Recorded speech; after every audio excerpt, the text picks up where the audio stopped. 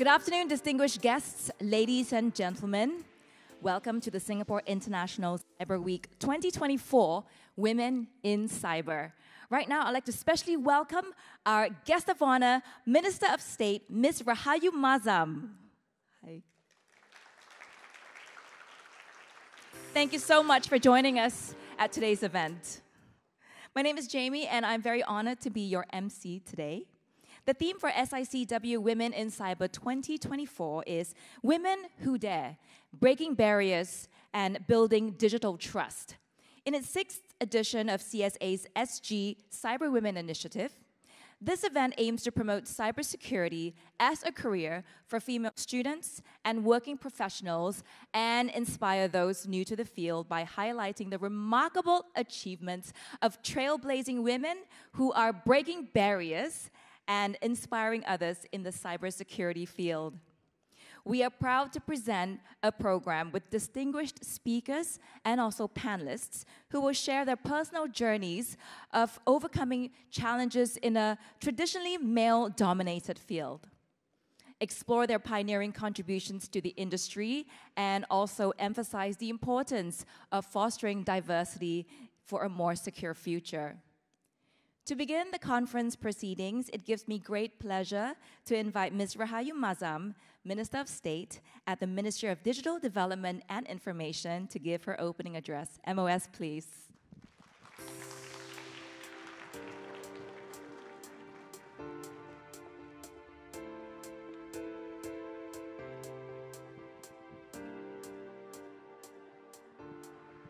Distinguished guests, speakers, colleagues, and friends, good afternoon. I'm happy to be here with all of you at this year's Women in Cyber event. The Women in Cyber event has been an integral part of SICW. We continue this tradition year after year for a crucial reason. Despite our growing numbers, women working in cybersecurity continue to be a minority. It is an important part of our work to promote the advancement of women. However, this is not just about improving statistics. Creating and sustaining trust in our digital world calls for a comprehensive, ecosystem-wide collaboration. As cybersecurity threats become more sophisticated and impact our communities, tapping into the unique perspectives and talents across society is essential to strengthen our collective defenses. As we gather here this afternoon, we should think about the future we can create together. A future where our security community becomes as diverse and dynamic as the society we protect.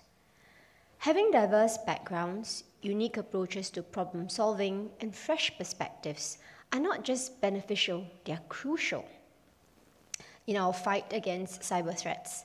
In a field where thinking differently can mean the difference between vulnerability and security, such diversity can be invaluable. Today, we are in a room full of women and men who are leaning forward to join the big challenge that is cybersecurity. And there are many here who are leading the community.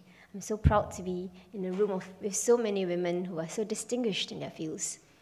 Take, for example, Cherie, the Chief Information Security Officer of Temasek International. Cherie has the responsibility of overseeing Temasek's cybersecurity strategy and managing its cyber and IT risks. Her work involves ensuring the company's digital resilience and promoting best practices within the wider network. With significant experience in cybersecurity leadership, Cherie's journey reflects the growing contributions of women in this field and serves as an encouraging example for others looking to pursue similar paths.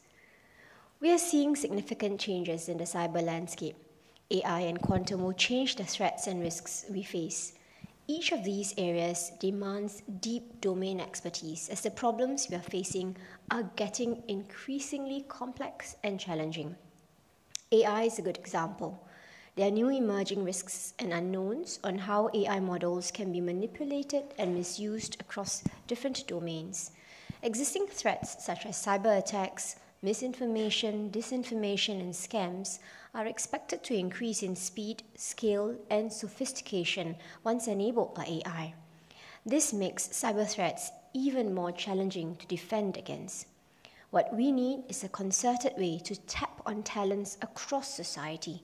We need to groom and equip more individuals who may not have traditional cybersecurity experience to become more familiar with these concepts and challenges.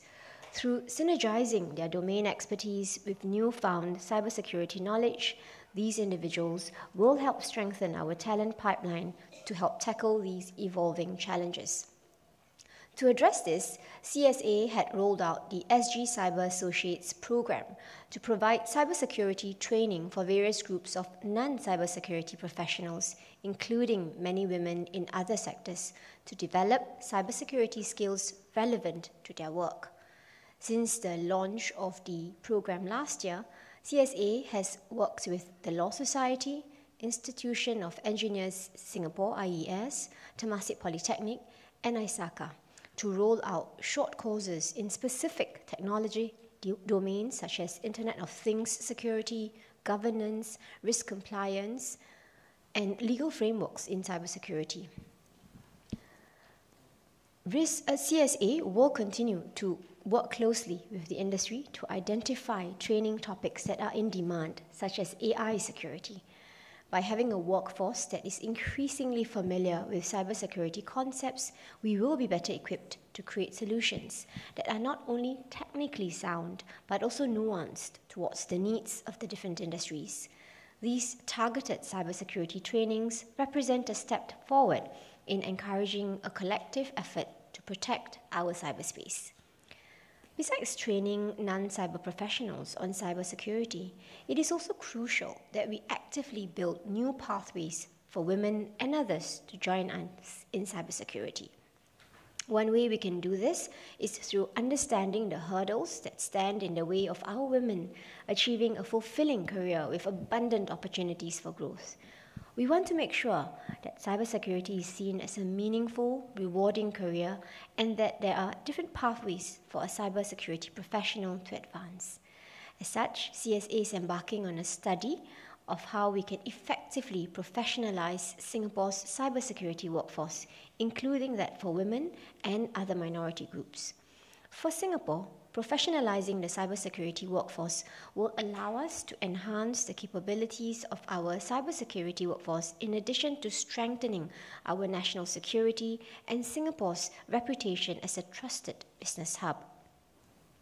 For organizations, clarity in standards and desired skills at various roles will mean greater improvements in workforce competency and productivity.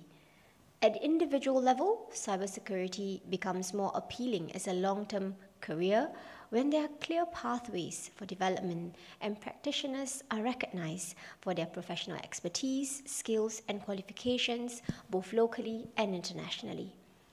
This comprehensive study will provide crucial insights to guide our professionalization efforts. It will examine our industry's readiness for professional standards, identify what cybersecurity roles should be professionalized, develop strategies for international cross-recognition. Consultations with stakeholders from the government, industry, training institutions, and certification bodies have begun, and we expect the study to conclude early next year.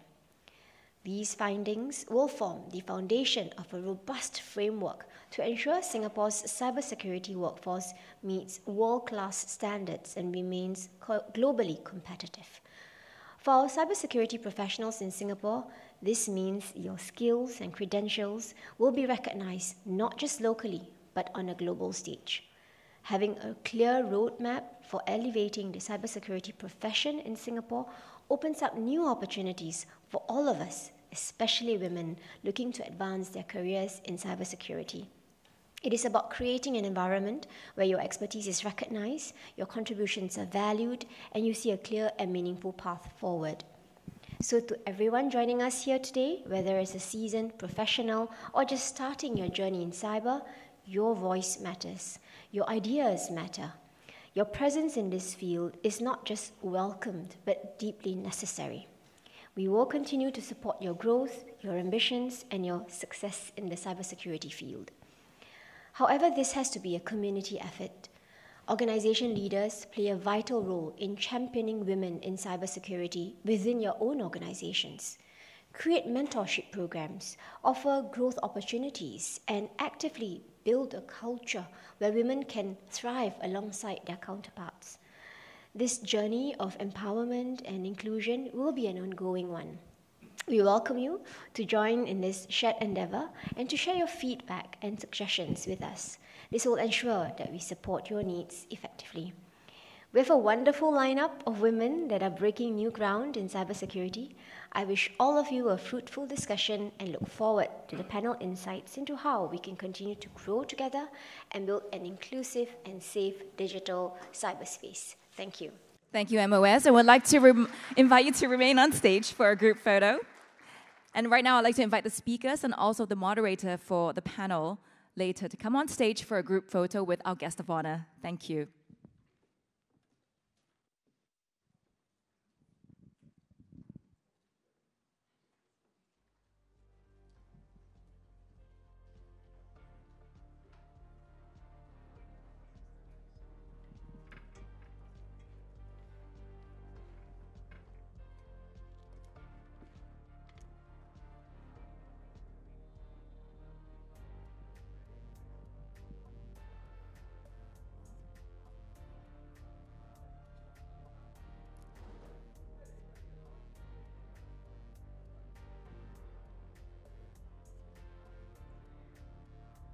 Just a few more.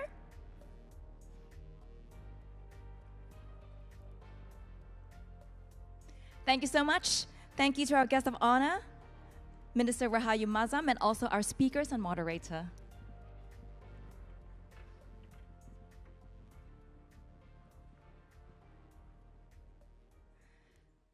For the next segment, we have a series of lightning talks by our distinguished speakers. You've already seen them on stage, and also a moderator-led Q&A panel.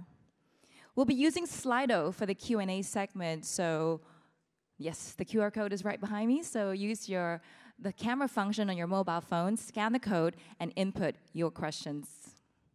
We would now like to invite our first speaker, Ms. Sandra Joyce, Vice President, Google Threat Intelligence. Ms. Joyce, please.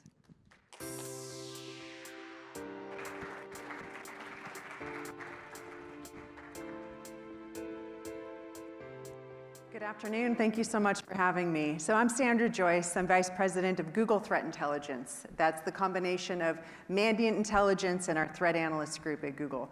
And what I always used to say at Mandiant was that our job in cybersecurity was to find evil and stop crime. So that's sort of at the heart of what we're doing. So I have a big question, and that is, why do we need diversity in cybersecurity?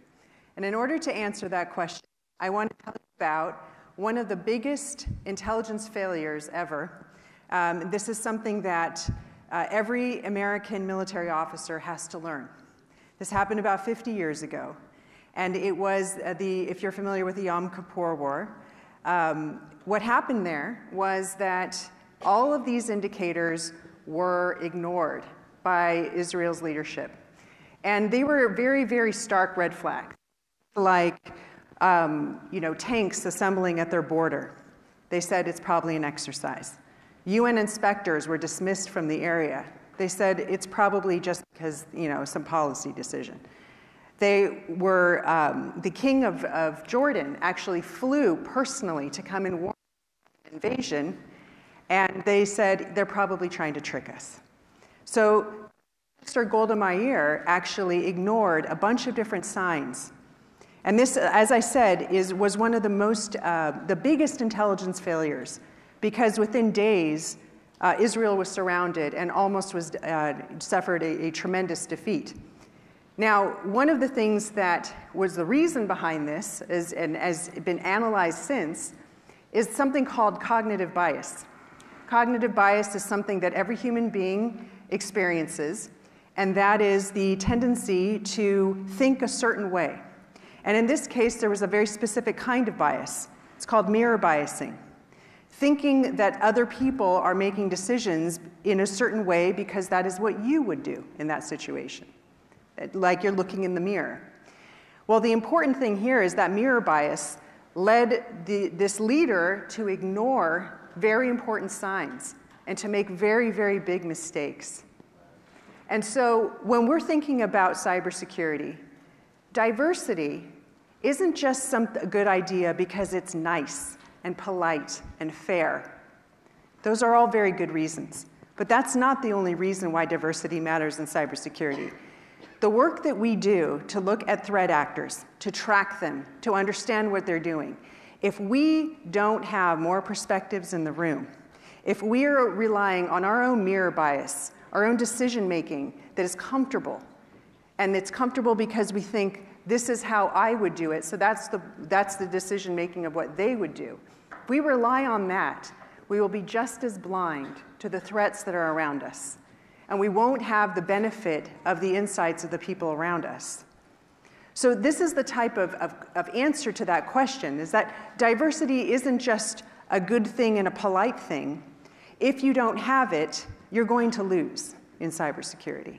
If you don't have a broader perspective and think differently and try to have as many different points of view in the room, you will probably not understand what is coming at you. You will misread the signs. You might get a little too arrogant. You might be surrounding yourself with people who are just telling you what you want to hear. These are all incredibly dangerous things for a profession like cybersecurity, where one of the most important things is to try to understand and anticipate what threat actors are going to be doing. So with that, I just wanted to remind everybody in the room who is thinking about a career in cybersecurity, already is a professional in cybersecurity, it's not just polite, it's not just fair, but it's critical to have as many voices in the room as you can. And with that, then I will tell you what we talk about at Mandiant all the time here in Google Cloud, is please continue to find evil and stop crime. Thank you so much. Thank you, Ms. Joyce. We would now like to invite our next speaker, Professor Jeannie Lee, Associate Professor, Director of Programs, Singapore Institute of Technology. Professor Lee, please.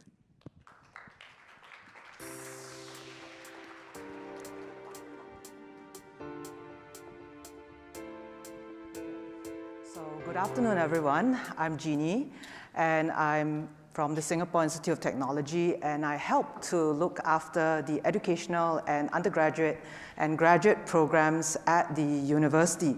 So I'm interested in what's causing the gap here for both Infocom technology graduates and also for cybersecurity graduates. So this number kind of like hit me, that in the latest Singapore census data, that is 2020, and the proportion of ICT graduates has actually fallen. We're actually doing pretty well in 36%, and then it kind of like dropped. But is there anything else we can kind of do? Because 200,000 ICT graduates are being employed in Singapore today, and we need at least 60,000 more, okay? And they have to be both men and women to be able to contribute. So this is actually a very important number. If I take a look, so these are just a couple of numbers that I got from the Singapore Department of Statistics. And in Infocom technology, that third row, you can see that it is about 36% to 34%. It has come down a little bit, but I think that overall in Singapore we are actually doing quite well, but we definitely could do more to increase this number. And in the area of cybersecurity, I can give you a ballpark number. It's about 15% or thereabout, and I'm happy to announce that at least in the university, we have managed to increase it to a little bit more, about 20% of the cybersecurity cohort that are actually women, and we hope to encourage this a little bit more. So globally, I got this number, and it's 12% at the undergraduate level, a little bit more, 23% at postgraduate. So what can we do? Because there's a lot of inherent, as mentioned earlier, cognitive bias, some inherent bias. Maybe sometimes it is stereotype. So you might recall a Harvard study where they gave them to little children and they said, draw a scientist. And then what did they draw? So they drew a man in a white coat, a slightly balding man. And this balding man is holding a test tube. So that's what people drew when they said, draw a scientist. So can we change that? And we are definitely looking to change that. So we're starting from this point where we want to have educational initiatives, and the pipeline definitely has to start from the beginning and very young. That we are inclusive and tech is not only a male-dominated area, especially cybersecurity. So personally for me, I conducted programming workshops, and it doesn't just have to be a specific language that could be used for programming, or maybe some people might have heard things like bro grammar. So can we have a sister who is also programming? So we had this workshop, and this workshop that we conducted was both fashion and programming at the same time.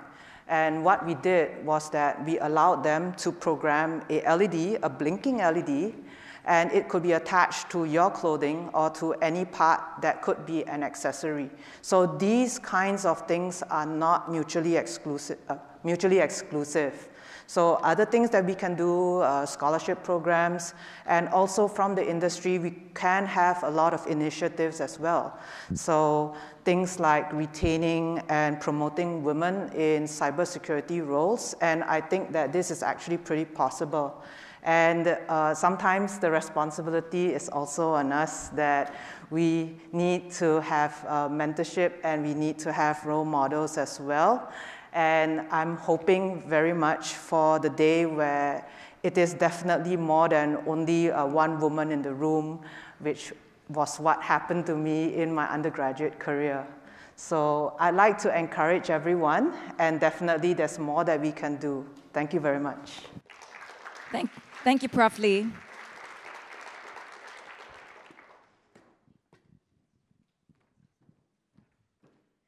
We would now like to invite our next speaker, Ms. Barbara Kluge, Permanent Representation of the Director General, CI, Cyber and Information Security, German Federal Ministry of the Interior and Community. Ms. Kluge, please.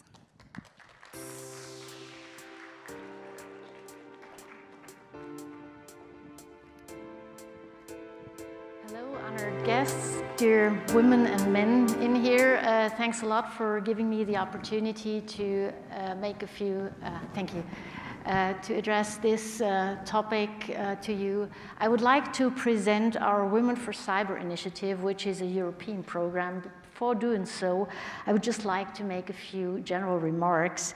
We heard already a lot about the importance of diversity and how important it is to encourage women to enter the field of cybersecurity, because there's a significant lack of expertise and of experts in this field.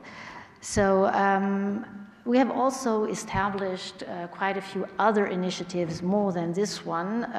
There's also an initiative called Her Cyber Tracks, which was launched in partnership with GIZ and ITU. And this initiative aims to strengthen women involved in policy progresses and negotiations on cybersecurity, which is also a very important field, not only the professionals in the technical field. And thanks to Her Cyber Tracks, last year, more than 50 women from 30 countries were trained, mentored, and empowered to meaningfully contribute to the cybersecurity field. This is a very significant number, and I think we should continue with that. Moreover, we would also like to promote the full participation and representation of women in the multilateral processes surrounding cybersecurity, namely the open-ended working group on security and the use of ICTs at the United Nations. My colleague, Maria Adeba, our cyber ambassador, is also here, and she's very engaged in these processes. So these are two remarks I wanted to address on her behalf. And now I would like to present you the Women for Cyber initiative. Only this year, the informal German chapter on Women for Cyber started its work. But just like, how do I take this to go? I don't know how to proceed that. There we go. So and I have one shield showing you our missions and goals. We would like to create more visibility for women in the field of cybersecurity. When I started working in this field about 6 years ago, I always said it's a group of men and one woman, if you were on a panel or something. And I'd like to change this. We would like to form closer cooperations with like-minded initiatives. There are many, many initiatives that want to strengthen the role of women in tech fields. There's, for example, the Eurobits Women's Academy. It's called EVA, and ISACA, She Transforms IT, WISE, Cyber Women, Girls Hacker School, and so on and so forth. We don't want to have kind of a fight for the importance, but we want to cooperate and join our forces. We want to facilitate better access to cybersecurity job market, in particular for female students and crossover candidates. And therefore, we also launched a program for younger women and girls to find their role models and to have advice or to gain advice. I come back to that later on. And we would like to engage young women in the field of training and education. We are composing a national platform for networking, events, and special interests, and activities that, for example, a network for the public sector only, and a network in compliance, a network for beginners in their career, and also a network for the C-level. So this is one of the things we do. The German chapter is part of the Women for Cyber Foundation, which was founded under the roof of EXO, that's the European Cybersecurity Organization, based in Brussels. Right now, there are 28 chapters in total, spread around Europe, and one of the youngest chapters is the German one. We started our work, as I said, early this year, because we had to take our time to find each other and to create a so-called leadership team in order to bring forward our topic. It's a very good network of women. There's a European Council that brings together the different chapters and tries to coordinate our efforts. Oh, there we go. And here I present you our leadership team. Right now we're 4 persons, and you see we also have one man amongst us. The sociologists talk about the token. Well, he's not our token. He's really a very engaged person, and he's father of a young daughter, and said, well, it's my matter of heart to bring technical fields closer to young women and to interest them for cybersecurity. This year, next week, I have to say, there is an international IT security exposition in Germany, in Nuremberg, where we host a meeting of all European Women for Cyber chapters that are present there. So there's one more possibility to connect and to interact. We had our founding event last year at that IT security exposition. It's called ITSA. And About 3 weeks ago, we had an informal lunch meeting, and you see that picture up there, where not all of the members, but quite a few joined and exchanged views and ideas on where we want to go to. Right now, we're only 59 formal members, but we hope to grow very fast because there is a need for us to grow, and there are lots of questions that were addressed to us in the last few weeks, so we think this is going to create a very good movement in Germany.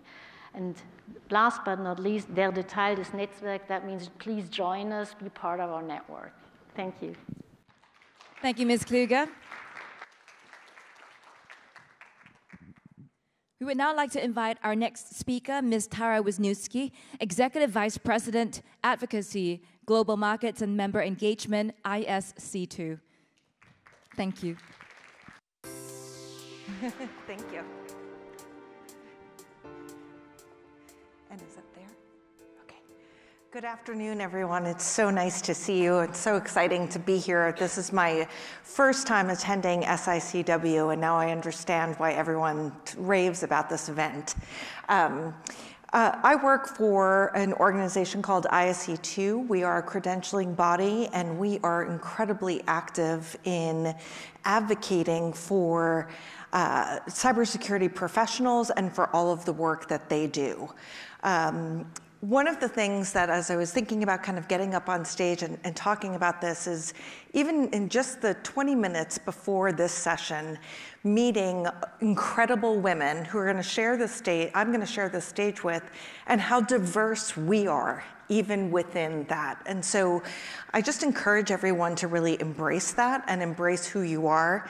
I came to cyber in 2015, but I actually have a graduate degree in feminist theory.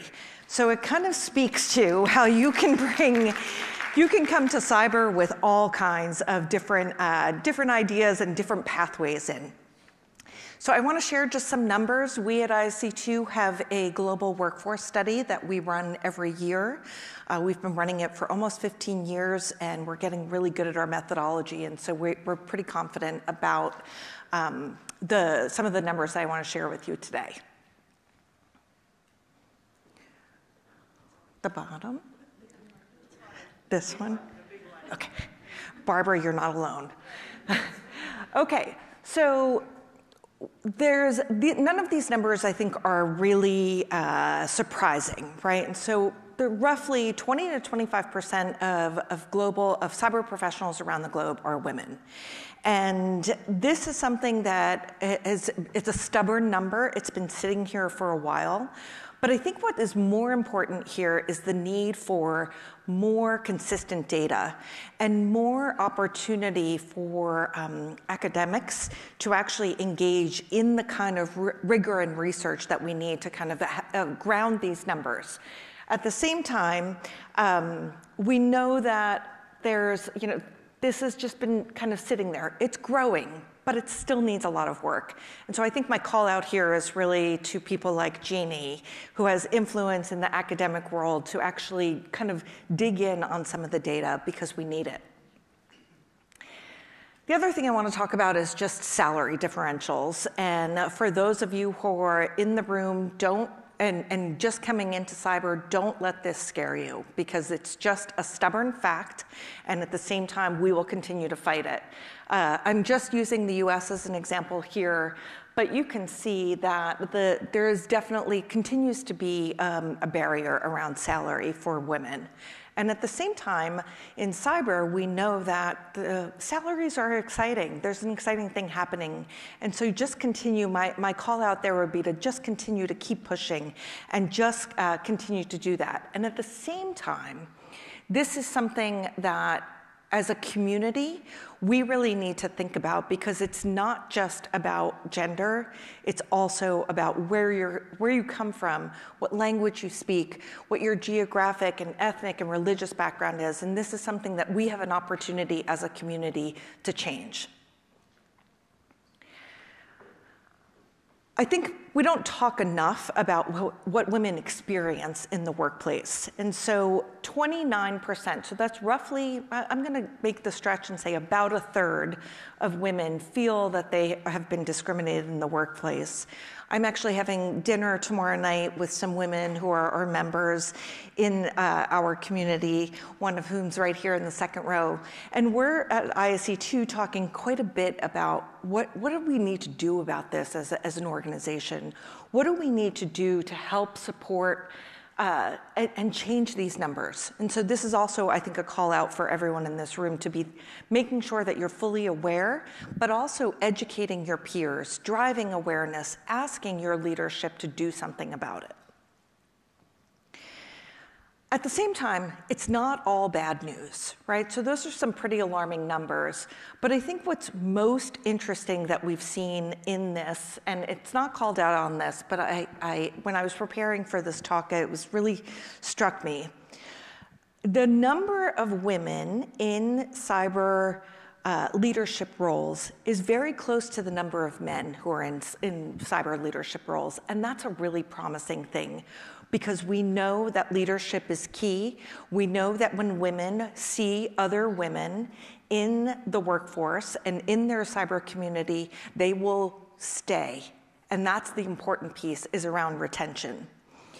But also interesting is we're seeing in our research that more women are also being, right now, more women are involved in hiring decisions in cyber than men. And so that's also a really important piece. And I think, even some of the things we've heard already in this lightning talk really speaks to that. But we know that when there are more, and Sandra made this point, when there are more women in your cyber community, it's a more diverse community, it's a more diverse team, and you will have better strength and resilience. Thank you so much. Thank you, Ms. Wisniewski.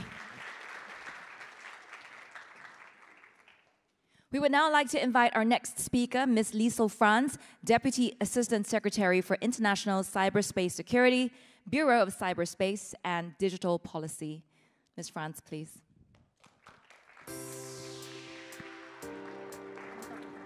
Yeah, I don't have slides. Good afternoon. I hope you will forgive me for not following the TED Talk format that others have done, or should I say the Theodosia talk that others have done, and allow me to borrow my notes. I think what we've heard from all the speakers today is everyone has a certain set of statistics or numbers that they have. And yes, they are scientific, but they also tell different stories. So I'm going to tell a couple stories. One is that the National Science Foundation found that only roughly 1/3 of those engaged in STEM education or STEM fields are women. But it is important to note that there is a little bit of a good news story, that there has been growth over the past 10 years. Between 2011 and 2021, the number of women in the STEM workforce has increased 31%. In the United States, women make up 49% of the workforce, 26 of the cyber workforce, and 35% in the U.S. Foreign Service across all agencies. And I'll come back to that in just a moment. We were asked to tell a little bit of our stories and how we got to where we are. Well, I would say I'm an accidental cyber professional and an accidental cyber diplomat. And that is because I did not pursue a cyber career, an IT career, an ICT career in my youth. I pursued political science and international relations. And so what that meant is that when I accidentally tumbled into the cyber workforce, I didn't really know what I was doing. So I was lucky enough to join that cyber policy workforce right when things started heating up. And I rode that wave. There were strategies being written. Sadly, there were cyber incidents occurring. The internet was booming and proliferating around the world. More and more countries were starting to grapple with what this meant, this increased connectivity, this increased medium that our citizens were using, and the fact that it was borderless and global. And what did all of that mean for us? So that meant that I rode that wave of strategies, shall we say, in the policy world of Washington. And I would say part of what I was able to do is hook onto it and keep going with it in sort of a protracted way that gave me some longevity over time. And I'll come back to that in a moment too.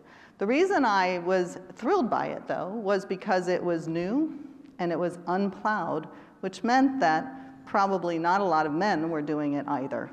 So I may have found myself in many rooms with, as I might have been the only woman at the table, but increasingly over time, that changed. And if you look around some of the tables that we're seeing today, it really has changed, but that doesn't mean that the work is over. I am in a bureau in the Department of State, our foreign policy agency, called the Cyberspace and Digital Policy Bureau. And by chance, but not totally by chance, our gender split is 50-50. And my leadership in my unit in this Bureau for International Cyberspace Security is myself, 3 office directors, and they're all women. Again, not completely by accident, but not by any affirmative action either. I think so many of the speakers before me have talked about why this is so important in our field. It's important for the critical nature of decision making, how those decisions get made, who listens to who. But you know, we also have we have a responsibility to decrease the digital divide too. Not just who is being involved in the cybersecurity aspects of it, but the women that are using the medium, the internet, the connectivity that we have, so that they are not victims online, that they can be empowered online, and that they can tell their own story and be productive and fulfilled through the things that they can do through online connectivity as well. I would say that there are a number of examples of women in the field, in addition to Sandra, Barbara, Tara, Sherry, and not to mention MOS Rahuya and Pua from CSA, but all of you in the room as well. And we had trailblazers. I don't necessarily think of myself as a trailblazer, but there are times when I'm looking around at the number of women, young women trying to get into any field that can be involved in the cybersecurity universe.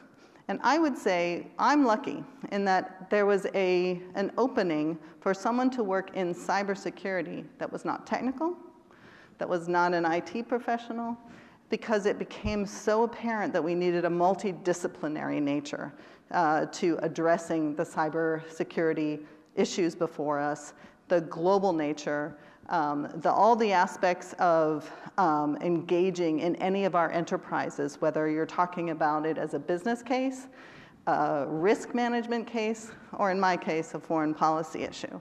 So that multidisciplinary nature of cyberspace and the opportunities for anyone to get involved are so important. Like many others, I wanted to mention a few programs that we have been engaged in to increase and develop women in the field of cybersecurity or cyber policy. We pledged to work with the International Telecommunication Union's network of women ministers and leaders to support organizing high-level sessions alongside major ITU and UN meetings. So again, that's not a technical issue, but it is an increasingly important policy issue. And the idea was to promote greater gender equality in senior level positions across telecommunication and ICT sectors. We're also pleased to partner with the ITU to support digital skills capacity building for women and girls, and for establishing national ICT gender responsive policies in places like Burundi, the Dominican Republic, and Libya under the Equals Global Partnership for Gender Equality in the Digital Age. We've heard already about the Women in Cyber program that was supported by not only the US, but Australia, Canada, the Netherlands, New Zealand, and the UK and Germany to provide training and funding for women delegates to represent their countries on cyber issues in the UN. Again, not a technical issue, not a technical profession, but one that talks about the challenges, the needs, the opportunities, and the technology. I'm also proud to say that we developed a fellowship for global emerging leaders in international cyberspace security for a fellowship program to bring in mid-level and senior level professionals in not only foreign ministries, but other ministries from around the world dealing with some aspect of cybersecurity. And in fact, our DELIX fellows are here in Singapore as the end of their year-long cohort to address cyber issues, and about half of them are women. I guess there's any number of programs and efforts that we at the State Department, we in our Bureau of Cyberspace and Digital Policy, and along working with so many of you that we could highlight. And we just to say that there's much more that we can all do. Surrounding yourself with people who are open to the dialogue, the debate, and the different ideas and different perspectives, I think is a really key element of what people have talked about already today. So if there are any messages from my own experience that I would want to share, they are: 1, be brave. Allow yourself to be uncertain because nobody has all the answers. 2, surround yourselves with various experts and perspectives. And 3, ride the wave. Thank you. Thank you, Ms. Franz. We would now like to invite our next speaker, Ms. Sherry Lim, Chief Information Security Officer, Temasek International. Ms. Lim, please.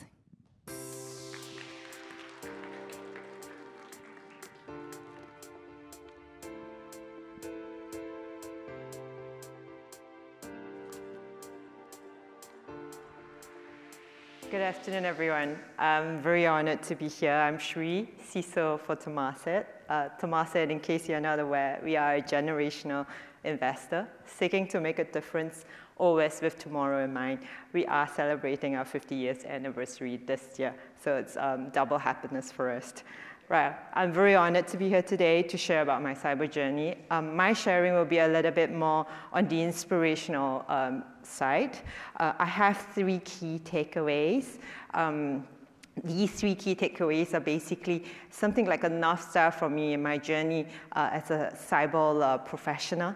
And I hope it's gonna inspire some of you. If you're already in the field, go for it. If you're not, I hope it inspires you to continue going into this area. So let me move on to my first point that I want to share.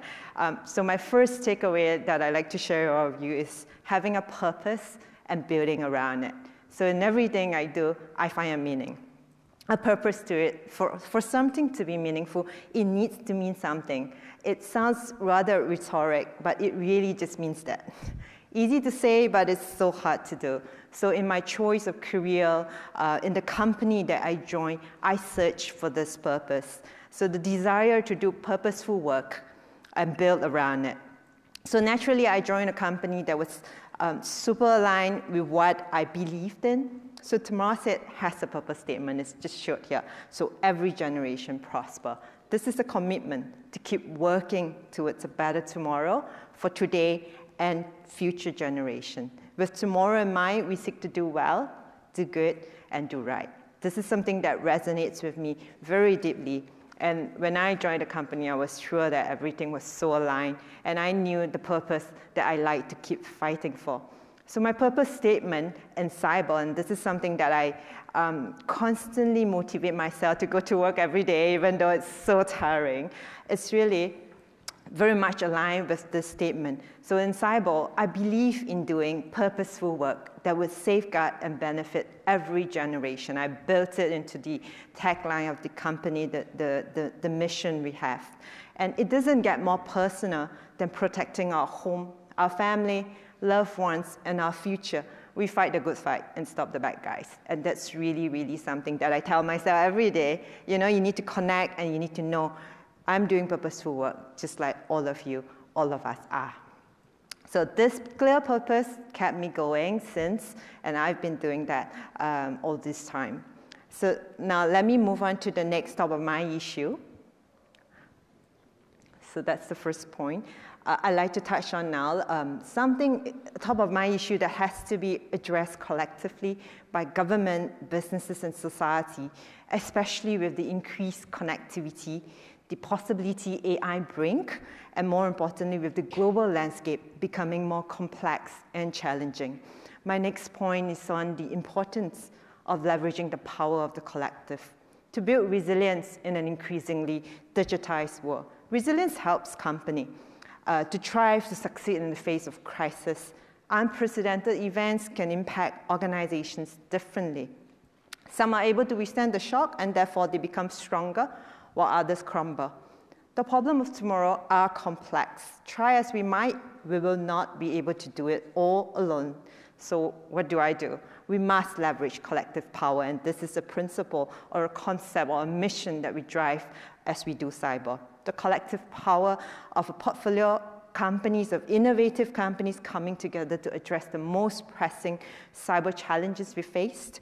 The collective power of experts like you, me, and everyone here in the room sharing knowledge and insights, and the collective power of an ecosystem of government, businesses, and thought leaders. Collectively, we can make a difference, whether it's in the cyber industry, end user, regulator, nonprofit organizations. We can come together. We need to operate as a network organization in the ecosystem to find and create the right solution. My last thought revolves around building an inclusive cyber workforce. This is also something that I'm very mindful of whenever I recruit a cyber professional, when I work with people, especially in the ideal of ensuring inclusiveness and a diversified workforce. This is the most important pillar in all development and advancement is our people. To succeed, we must invest in our people, build teams to tackle the challenges of tomorrow. So being inclusive in every step of our talent development, we must have a pipeline for diverse and inclusive leadership for the next generation. So we need to focus not only on finding great talents, but building an inclusive journey, an organizational culture that's welcoming of diverse individuals. This way, we catalyze value and generate returns in the form not just financial capital here, but also human, social, and natural capital. Now, let me close with these 3 key takeaways that I shared earlier, a very quick one. Even as the world around us changes rapidly, let's remain anchored towards a purposeful journey in all that we do, a purposeful cyber defense journey that leverages the power of the collective. As I said, together we can do so much more. And also with an inclusive workforce, we can together safeguard our asset, home, as well as the generations to come. So if you have not remembered anything that I shared earlier, remember this 3 key points, how it translates into your work, into your life. It is a very powerful message. It drives me daily in my work. And I hope together we can do so much more. So I'm excited to see the community grow together, and I look forward to contributing as a collective. Thank you very much. Thank you, Ms. Lim. Hope you enjoyed all the insightful sharing by our speakers, and we're going to have the moderator-led Q&A panel happening very soon. If you haven't already input your questions, we're going to give you a few short moments to do so. This QR code coming up on, it's on the screen. If you haven't already done so, just scan the code with the camera function of your mobile phone, and then drop us a question for the panel that's happening in just a bit as we set up the stage right now. Thank you.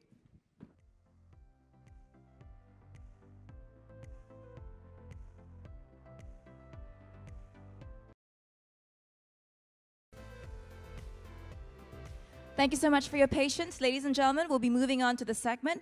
It's what I mentioned earlier. It's a moderator-led Q&A session. I would like to invite up on stage our moderator, Dr. Ming Tan, Founding Executive Director of Tech for Good Institute.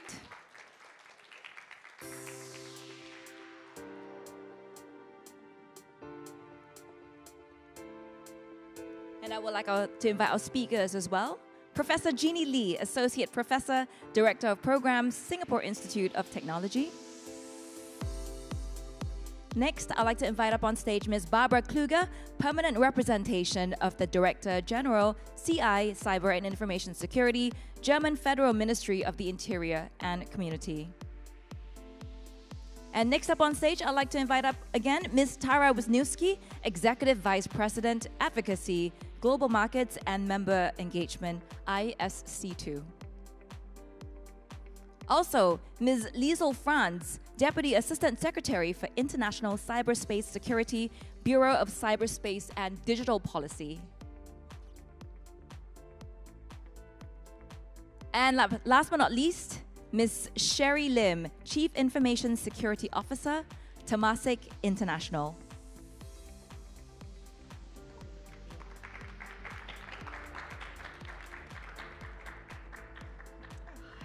Okay, Dr. Ming Tan, the stage is yours. Thank you. Thank you very much. And good afternoon, everybody. What wonderful talks that we've already heard. Give us a round of applause for our fantastic speakers. My name is Ming Tan. I'm the Founding Executive Director of the Tech for Good Institute. Just very shortly about the Tech for Good Institute. We are a non-profit organization like ISC2, and we have a mission to leverage the promise of technology to advance inclusive, equitable, and sustainable development in Southeast Asia. And this can only happen within a secure, safe, and trusted ecosystem for all. It's been wonderful to hear this diversity of backgrounds, as well as talking about gender diversity, because we know that while cybersecurity used to be tech-focused, we now need so many disciplines to achieve this goal, this purpose, as Cherie mentioned, to build digital trust. And our speakers have stressed how diversity is essential in maintaining this ecosystem, whether it's addressing the cognitive bias that Sandra talked about or building inclusive environments. And we see also that it's not just a matter of opportunity to include women, but it's not just about breaking barriers, but they're actually critical to actively building that at the tech, at the enterprise, at the community, and at the policy, and at the international levels as well. So thank you to the CSA, Cybersecurity Agency of Singapore, and to create events like SICW for bringing us all together to have these conversations. Let me start with Liesel. You're a great advocate for diversity and strengthening cybersecurity at the national and international level. And many cybersecurity issues are transnational. And I think, Barbara, it was you who talked about advancing women at the in multilateral processes as well. So over the course of your career, Liesel, how has building trust at the human level enhanced cybersecurity policy, strategy, and practice? Oh, I think that's an amazing question because we talk a lot about the online environment and ICTs and the productivity that it does provide. But in the end, we are all humans utilizing these technologies, and certainly in the field of international relations or diplomacy or the negotiations in which we find ourselves to discuss how to address these issues. It really is that human element that becomes so important. And I think that part of it is trotting the path together and establishing an understanding of where people are coming from. The diverse perspectives don't come just from women in one part of the world or just from women. So those diverse perspectives come from different regions, from different country experiences, different personal experiences. And all of those aspects enrich the discussions that we have in any of the international engagements that we engage in. So I think it is, dare I say, a human confidence building measure, finding the kinds of things that we can talk about together that to come to common cause. Most of the time we are getting to common cause, and how we get there is the part that we have to navigate, and that's where the stories, the experience, and the perspectives come into play. Thank you so much, Liesl. Barbara, we heard from Sandra about how important it was to recognize cognitive bias to strengthen cybersecurity efforts. And your work at the national and regional level for Women for Cyber is challenging these biases, opening doors for women in cybersecurity, providing women for greater visibility. I love that, right? And access to role models. Women for Cyber in Germany was started in 2023. You showed us your founding event. I'd like you to maybe project forward. How would you like to see initiatives like Women for Cyber evolve from empowering women in the field to building a more robust and trusted digital ecosystem as a whole? Oh, that's a big question. These are no softballs. First of all, we need to form a big network in order to help each other to start our careers, to go on with our careers, to bring not only ourselves forward, but also our topic. We heard a lot about purpose. I think it's a very female thing to be purpose-driven. By networking and bringing together all those women with very different backgrounds, we strengthen each other, and that's also a kind of diversity. And we need that diverse view on the cybersecurity in order to get better, to be better than the bad boys, and to have a very solid fundament for our work. And if we find that solid fundament, we can also contribute to a more digitized but also safe and secure world, I would say, or society we live in.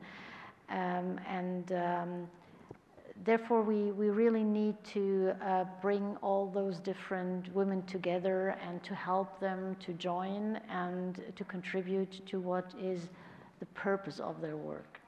Thank you. I'm hearing that word purpose, so much. And thank you, Cherie, for sort of introducing that into our lexicon for today's panel and hopefully into the rest of Cybersecurity Week.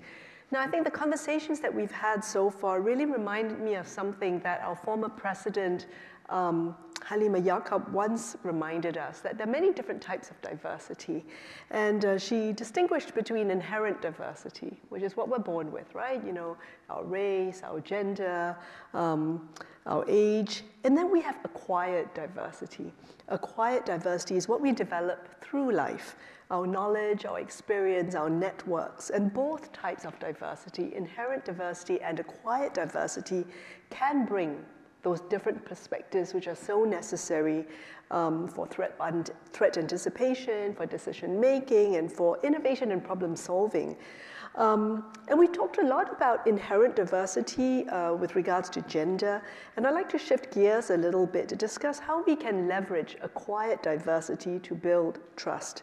Tara, in your role as Executive Vice President at ISC2, you've been a great champion for diversity, equity, and inclusion. And you also talked a little bit about some young people, maybe Jeannie will share that they start their careers in cyber, but many of them also find different pathways to cyber. Who was the feminist theory one? Yeah, you are fantastic. Yeah. And I'd love to get your perspective about building a professional identity around diversity. I think that there's, I love the idea of being on the stage with people who have come into this work from so many different ways. And I think that you need to Liesel's point, ride the wave, right? Really embrace who you are, embrace what you're bringing to the table, have that confidence around that. I think that it's also, it will serve you well in cyber because it's such an exciting field. It's changing so quickly. It's such an important thing that we're all a part of. And so I think that in terms of really when you're building your professional identity and you're really thinking about how you come to the table, embracing both your kind of inherent and acquired diversity is actually critical to success. And it becomes more important as you have more responsibility, as you become a leader. That authenticity is irreplaceable, and certainly something that has served me well, and I'm sure all of my other panelists really well. Thank you. Thank you. And one of the things which we talked about on the sides before the event, but also I think on stage you mentioned, is it's not just about attracting and recruiting people into the industry, but retaining them as well and seeing them climb the ranks and becoming employers and being the recruiters themselves. I was looking at the IMDA BCG report on tech's gender gap in Southeast Asia in particular. And it shows that in Southeast Asia, women make up about 34 to 40% of the tech workforce. The representation in technical roles drops to 20%, and the representation in senior leadership positions drops to 8%. Now, Cherie, you buck both of these trends, and as CISO of Temasek, and previously you were with CAS, the Civil Aviation Authority of Singapore, you've proven that it's absolutely possible to excel in traditionally male-dominated sectors, in technical roles and in leadership roles. And it's interesting, as one climbs in leadership, you move from sort of having deep domain expertise to be able to translate that deep domain expertise into strategic relevance for the organization. So what advice can you share for those who might be keen to pursue technical roles or to perhaps advance to leadership roles beyond technical roles? Well, it's not a secret recipe or sort. I think cyber is not unlike any other profession, but it does require a lot of heart to do well in it. It does require a lot of brain because the technical part will burn it. And then more importantly, I think as a CISO or anyone in cyber, you can ask, we don't get a lot of sleep. So you need a lot of time to really work well in this profession. And I think that there are certainly some prerequisites, but it's not something that cannot be overcome. First, of course, you need the technical qualifications. That could be something like certifications that you take in cyber. Or if you already knew you like something technical, take a degree in that. I'm still taking. I constantly learn and constantly take certification to make sure that I keep up with what's happening in the world. Now it's on AI, and we have to be equipped to handle that. So that's the first one in order to do well in this field. The second one, really, I think for me, how it happened really was you just focus on one domain. So for me, it was security. All my life, as part of my career, I've been doing security. Physical security, cybersecurity, and I have a degree. It just happened that when I was young, I'm a nerd, so I love computer science, etc. So I took a degree in that. It worked really well. And then I just stick with this domain, and then I moved. So having that technical base is useful because you'll be challenged by people you work with. Secondly, as you started off, it will be hands-on. It's a lot of exciting things. You can do hacking. You can try to break into a network, etc. And then as you go deeper in, you kind of realize the concept of security doesn't deviate very much. It's always the same thing, managing the risk, understanding how security, how you secure infrastructure, asset, a premise, the access control, what you look at. So the foundational layers, if you have set it right, you can evolve from there. And then as you go deeper, you realize that it's not just about technical areas that matter. You need to get to a more strategic level Because why? If you keep yourself at the technical level, you cannot go beyond innovative idea, thinking out of the box. And that's what increasingly in the industry like cyber require. You need to have new ways of solving things. You need to build in new strategy that works better, more effective, and that makes you different from just a technically savvy person to someone who can strategize, effect that strategy, bring a team along with you, inclusive team like I shared earlier, and then build and develop and defend. And lastly, as I shared earlier in my sharing, what guides me along, you must have a purpose. And in everything that I do, I shared earlier as well, do good, do right, and do really well in it. And I think as you move along these paths, you will realize you get there. It's a lot of hard work, a lot of time spent, but I think it's not something that is impossible if we all put in that effort to going about. Thank you so much. Yeah. Right, sticking to one domain and riding the wave, as Yes. we've heard before. Jeannie, earlier you shared that only 12% of cybersecurity graduates are female, and at the undergraduate level, and then 23% at the postgrad level. And then at the same time, we have this global talent shortage in tech, a global talent shortage in cybersecurity, and attracting talent, even before we want to educate and train them, we have to attract them. The industry, this has to be something that they can see themselves in. It's always the first step for any sector looking to boost its ranks. So how can educational institutions encourage young people to just consider a role in cyber, in trust and safety, or in any of these kind of adjacent functions? Yeah, thanks for asking that question. It's actually pretty important. And it also, is something that we have been trying and scratching our heads about, right, quite a while. And it starts from pretty young. So that means most probably at the primary level, at the high school level, we most probably will need to do a lot of outreach. I think the good part is that the younger generations, they are generally more, you can think of them as digitally connected. They do have an affinity for using technology that is in a way that might be our different relationship with it. Well, maybe I'm dating myself because I started with a keyboard and an 8086. So it's very much different where you could hold this thing in your hand. And one of these things is that there's a social element to it. And I felt that younger people, they have a kind of affinity for like maybe justice or doing the right thing, and also not concerned with more of the material aspect. And I think that's one of the parts that we kind of like try to get them in terms of like what could you do for community, what could you do for safety. And we do have a lot of these kinds of outreach events.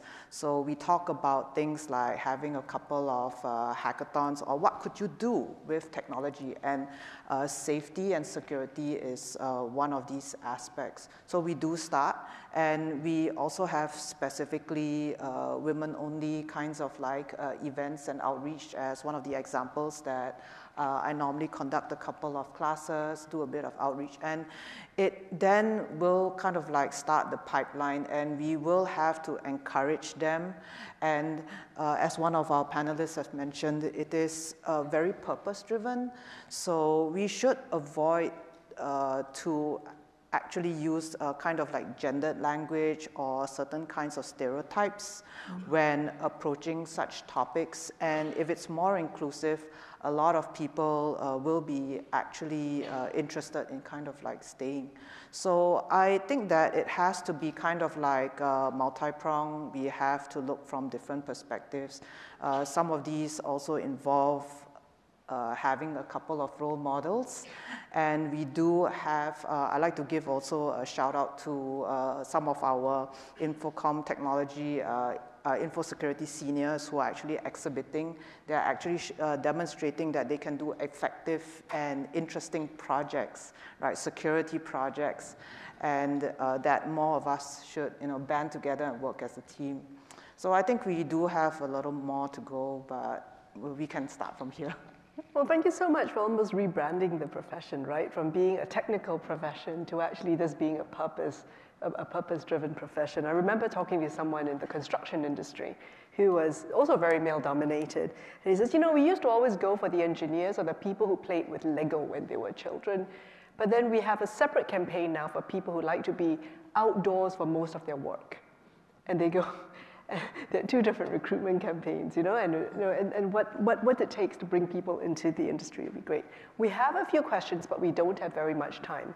So I'm just going to ask a general question, and the top question being, what are the 3 key traits that make you a successful leader at the C-suite table?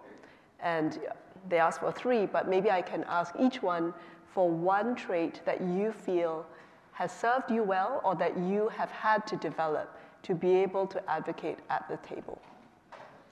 Maybe we'll start from Cherie and come up the line. Well, I think it really is this, never be afraid to share your view. We have a certain perspective that people don't see. It's very different at the table. But as a technically savvy person and over and above that, if you have done cyber strategy or not, your view, it's a very, very interesting one versus the others. And so be always ready to offer an opinion or an advice on a piece of work that you think you can actually value add. But of course, if you don't have anything good about it, please do not say it. But more importantly, I think you should always voice out and give that very technical view if there's a need to, but in a very layman, understandable language. And that's something that I think will benefit the diversity at the C-suite table. Yeah. Thank you. Lisa? Well, I think there are 3 that are interrelated, so sorry to buck your instructions. And maybe that's 1 key trait. Never listen to instructions. Say what's important. 1, I think we heard some of these in the presentations people made. Listen, problem solve, and take input and provide I don't want to say solution, but part of the discussion that takes those pieces into account. And I would say that might be traits for women, but it would be great if they were traits for men as well. And I can't help myself but to also answer one other question on the list here, which is about how do you juggle work and family life. I would love if somebody asked a panel of men that question. Yes. Absolutely. But as Cherie said, to be a really great CISO, you have to be able to function on very little sleep, right? And if anybody... Sorry to be feminist. If anybody's been on a boot camp of sleep, you can function without sleep. Not apologizing. Thank you. Tara. Thank you for the question, but yeah. No, I agree with that. So I'm also going to buck the trend and buck Go the for answer. it. I have 3 things. Know who you are. Absolutely. Be confident and have integrity. Everything else comes, you just ride the wave. I'm taking ride the wave. Yeah. I veto the integrity. Be a new T-shirt for next year. Yeah, ride the wave. Well, there's not much to add. I would like to emphasize what was just said, but I would add one rather simple aspect: be visible. Yeah. I realize that many women make themselves small and smaller and want to disappear behind the table. That's no good. Yeah, that's a really good That's point. a great one. Yeah, so I think for me, it's kind of like trying to overcome some imposter syndrome. So sometimes you might not have the confidence, although you know what's right. And I think what's important is to try to overcome it, grab a seat at the table and advocate for yourself, and also have the confidence to say what is right and to make sure that you're heard. So I think that just to add on to your point, sometimes it doesn't, it's not really helpful to kind of like sit and at the back, and sometimes you might have to come forward and be able to say your point. I know that I've had some of these times when I have had a lot of self-doubt. A lot of people have asked a lot of questions, but I try to put it aside, and then I will just come up. Thank you. Thank you so much for your advice. You belong, know that you belong, right, and be visible. And it is to some extent our responsibility to actually be authentic, act with integrity, and to speak up whilst grounding our points in technical reasoning or in facts. So thank you so much. I think that taking that input is also super important, because I think this goes back to the question about who do we listen and who do we listen to, and how do we process all of those inputs to be able to make better decisions. Please join me in thanking our fantastic speakers for daring to lead the way. Jeannie, Liesl, Barbara, Tara, Sherry, and Lisa. Thank you so much. Thank you. Thank you. Thank you. Thank you so much, Dr. Ming Tan, and our speakers. A big round of applause for them once again, ladies and gentlemen. Thank you. We've come to the end of SICW 2024 Women in Cyber. We have a treat for you. We would like to invite you to the Bayview foyer just behind the studio for some light refreshments and networking. I believe some of you are due for a break. Also, we have a QR code again on the screens. We would like for you to scan it and give us some feedback on today's program, if you would so kindly do so. Thank you so much. Have yourself a great evening today, and I hope that you've got fun things planned for another night here in Singapore. Thank you.